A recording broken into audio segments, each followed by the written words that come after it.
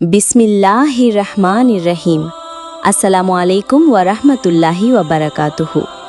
প্রিয় দর্শক, আজকের ভিডিওতে আমরা জানব জাহান্নামের 7টি দরজা সম্পর্কে। আল্লাহ তাআলা পবিত্র কোরআনে ইরশাদ করেছেন, আর নিশ্চয়ই জাহান্নামের জন্য 7টি দরজা আছে। প্রত্যেক দরজার জন্য নির্দিষ্ট একটি দল রয়েছে।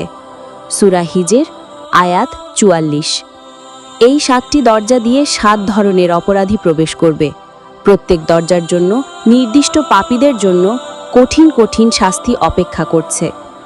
আজ আমরা জানব সেই দরজাগুলোর নাম কি এবং কোন কোন পাপের শাস্তি কোন দরজার ভেতর ভোগ করতে হবে। আসুন শুরু করি। প্রথম দরজা, জাহান্নাম। প্রথম দরজার নামই জাহান্নাম।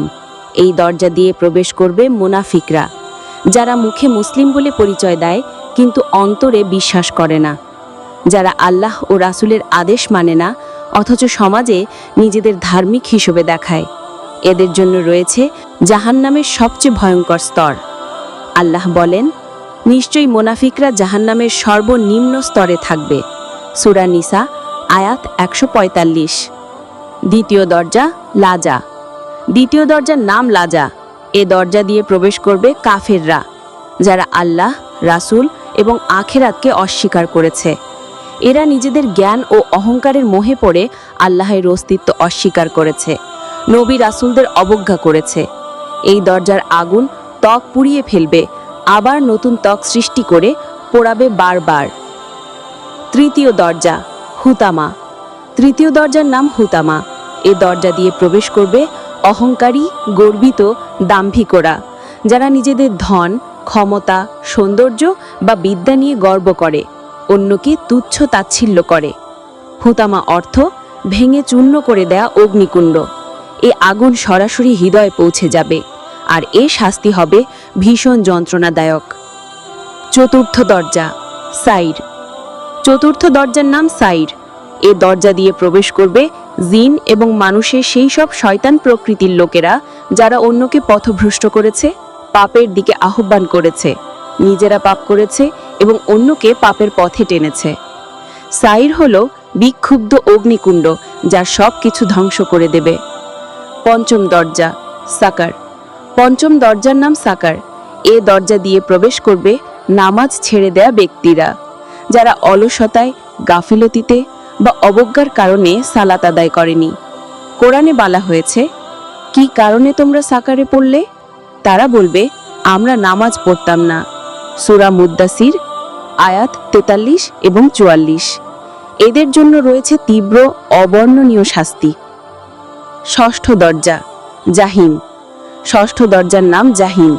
এই দরজা দিয়ে প্রবেশ করবে দুনিয়ার ভোগ বিলাসে মত্ত, আল্লাহকে ভুলে যাওয়া মানুষরা, যারা সম্পদ, নারী, ক্ষমতা, খ্যাতি এই সবের পেছনে ছুটেছে, আল্লাহর বিধান ভুলে গিয়ে নাফরমানিতে ডুবেছিল। এই দরজার আগুন অত্যন্ত তীব্র, যা কোনো করুণা করবে না। সপ্তম এবং সবচেয়ে ভয়ঙ্কর দরজার নাম হাবিয়া। এই দরজা দিয়ে প্রবেশ করবে শিরককারী, অর্থাৎ যারা আল্লাহের সাথে শরীক স্থাপন করেছে। শিরক এমন একটি পাপ যাকে আল্লাহ মাফ করেন না যদি তওবা করা না হয়।